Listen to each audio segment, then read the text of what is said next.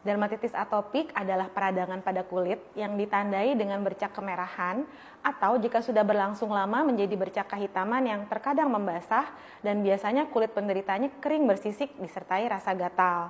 Biasanya lokasi bervariasi bergantung usia pasien. Misalnya pada bayi biasanya dermatitis atopik didapatkan di daerah pipi atau wajah, sedangkan pada anak dan remaja didapatkan pada lipatan lengan dan lipatan lutut. Penderitanya sendiri biasanya memiliki riwayat atopi baik pada diri ataupun keluarganya. Misalnya rinitis alergi atau bersin-bersin pagi hari atau jika terkena debu. Kemudian alergi makanan ataupun konjungtivitis alergi yaitu matanya sering gatal, berair atau kemerahan, dan asma bronkial yaitu kondisi sesak napas yang berbunyi ngik-ngik. Dermatitis atopik ini sangat gatal sehingga bayi sering tampak rewel dan anak sering menggaruk sampai luka berdarah dan tentunya terasa perih. Rasa gatal ini bisa mengganggu tidur, jadi anak terbangun karena rasa gatal dan keesokan harinya jadi tidak pergi ke sekolah karena kurang tidur. Selain karena kurang tidur juga disebabkan karena rasa gatal yang bisa mengganggu konsentrasi belajarnya atau terkadang anak merasa malu dengan kondisi kulitnya sehingga tidak mau pergi ke sekolah. Dermatitis atopik itu berbeda dengan alergi biasa. Pada alergi biasa, misalnya seseorang alergi terhadap logam atau makanan laut atau telur, dengan menghindari bahan-bahan atau makanan tersebut, maka eksimnya akan menyembuh. Hal ini berbeda dengan dermatitis atopik. Memang kejadian alergi dikatakan lebih tinggi pada penderita dermatitis atopik. Namun dermatitis atopik itu disebabkan oleh berbagai faktor, yaitu faktor genetik, faktor gangguan sawar kulit, faktor disregulasi imun, faktor mikrobiota kulit, dan faktor lingkungan. Ada beberapa kasus yang dermatitis atopiknya dipicu oleh makanan. Misalnya pada bayi, dermatitis atopiknya bisa dipicu oleh susu sapi atau telur, walaupun tidak selalu. Kelainan kulitnya tidak akan menyembuh hanya dengan menghindari makanan-makanan tersebut, melainkan memerlukan perawatan kulit yang benar dan juga penghindaran pemicu lainnya. Ya, memang faktor genetik itu berperan pada dermatitis atopik. Hal ini dibuktikan dari adanya dermatitis atopik pada saudara kembar, kakak beradik, ataupun ayah dan ibu. Walaupun tidak pasti atau tidak selalu dermatitis atopik yang diderita. Bisa saja keluarga menderita atopi yang lain, misalnya tadi rinitis alergi, konjungtivitis alergi, alergi makanan, ataupun asma bronkial. Ya, dermatitis atopik memang bisa mempengaruhi kualitas hidup anak. Hal ini karena rasa gatal yang sangat mengganggu, jadi bisa mengganggu aktivitas, mengganggu tidur ya, anak sering terbangun karena gatal.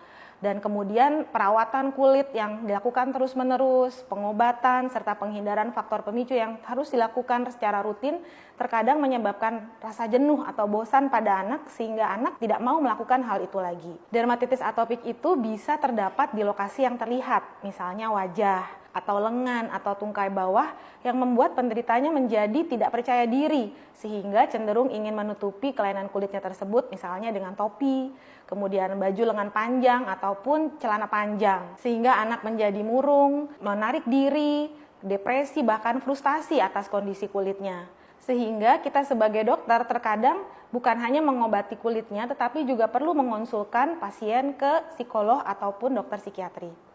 Untuk pengobatan dermatitis atopik, biasanya dokter akan memeriksa pasien dan kemudian menilai derajat keparahannya.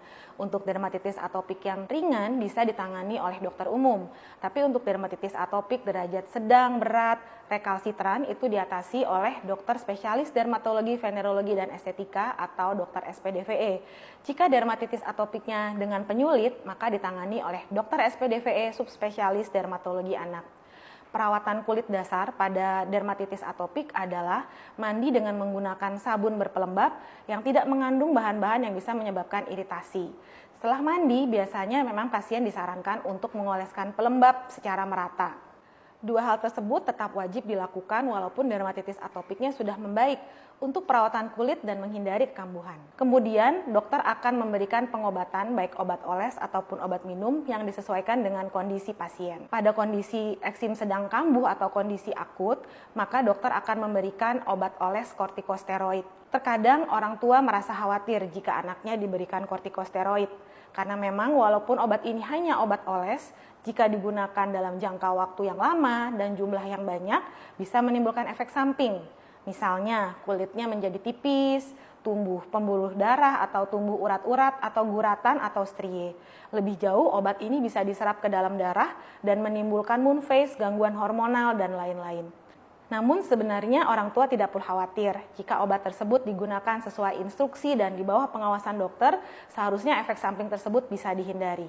Kita ketahui bahwa dermatitis atopik itu merupakan penyakit yang kronik dan kambuhan, sehingga seringkali membutuhkan pengobatan jangka panjang. Nah, untuk menghindari efek samping kortikosteroid ini, maka dokter akan meresepkan obat antiinflamasi oles atau topikal yang bukan steroid, sehingga lebih aman jika digunakan untuk jangka panjang. Selain itu, yang tidak kalah penting adalah perawatan kulit dengan pelembab serta menghindari pemicu lainnya.